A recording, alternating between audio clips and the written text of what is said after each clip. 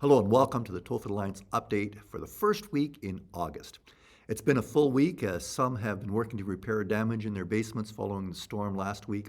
Others helped with the All Nations Festival in Edmonton. Some are traveling on vacation. No matter what this month holds for you, we pray that you'll know the Lord's encouraging presence. This week, the service will focus on how God protects us and how He empowers us to bless those around us. Psalm 91, verse 1 and 2 says, "Those who live in the shelter of the Most High will find rest in the shadow of the Almighty. This I declare about the Lord. He alone is my refuge, my place of safety. He is my God, and I trust in Him." We want to say a big thank you to all of the volunteers that helped with the summer festival hosted by the All Nations Center in Edmonton. It was a wonderful time where people of many backgrounds and cultures could just enjoy an afternoon together. So thank you to all the volunteers from our congregation that helped make this possible.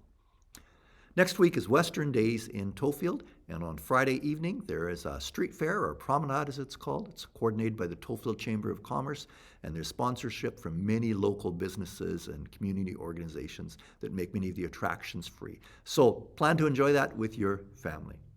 Coming up in September, the fall kickoff is happening on September 10th. There'll be a potluck barbecue following the service, maybe some other things as well, but more details on that will follow.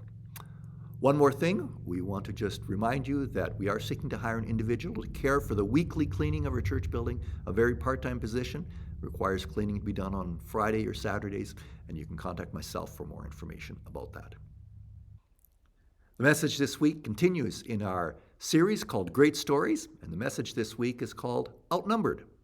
How do we function in a society that is dismissive of God and increasingly suspicious or even hostile towards people of faith? The nation of Israel is often threatened by neighboring nations. Our story this week comes from a time when a neighboring nation was at war with the nation of Israel.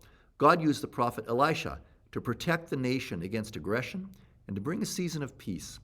Our context is different from the warfare of Old Testament times, but this account demonstrates a perspective that God's people can hold when culture threatens faith, and a reminder of how we should respond to those who seem to be against us. You can read the story in advance from 2 Kings 6, verses 8 through 23.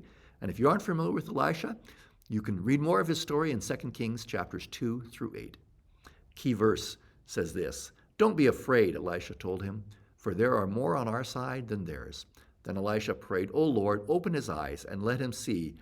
The Lord opened the young man's eyes, and when he looked up, he saw that the hillside around Elisha was filled with horses and chariots of fire.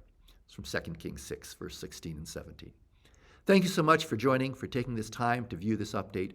Thanks for joining either online or in person for Sunday weekends at 10, or catching it later on the YouTube channel. Take care. God bless.